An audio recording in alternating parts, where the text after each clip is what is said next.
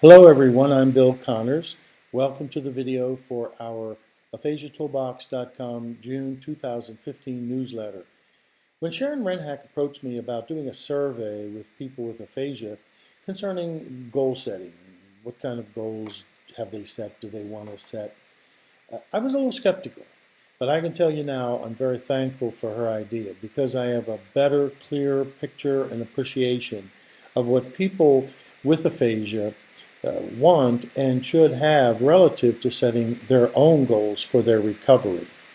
First of all, we saw that in terms of who are setting the goals, even though we know that people with aphasia want to either set their goals and or collaborate, this doesn't seem to be happening nearly as often as it should. The literature on a patient-centered care would support this. We want those clients to set their goals more often, but it doesn't seem to happen nearly as often as it should. That needs to change. Secondly, we saw trending toward more aggressive consumer goals in this survey, and that reflects what we're seeing in the world. More often, people with aphasia want to become people recovering from aphasia or recovered from aphasia.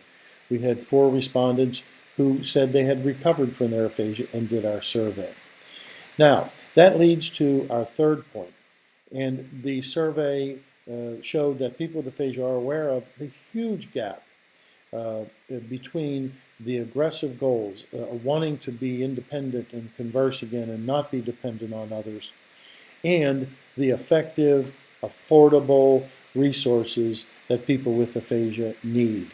We know that people with aphasia are well underrepresented in terms of financial support and insurance coverage for their treatment.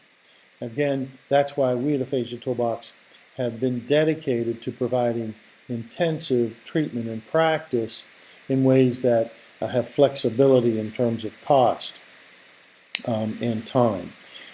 Fourthly, even our people with aphasia now know that we need to be working on cognitive skills in aphasia recovery.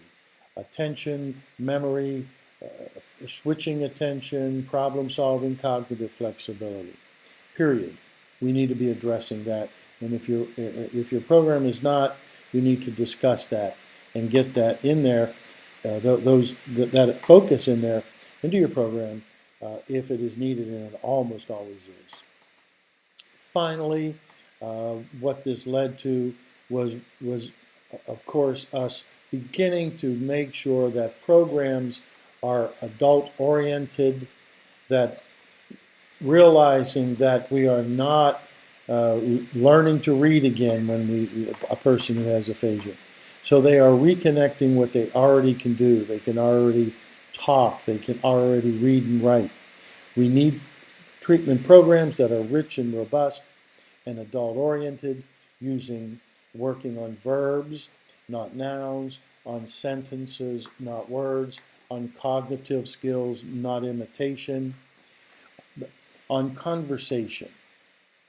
Well, thank you for listening, and I hope you enjoy this edition of the newsletter that Sharon has assembled for us.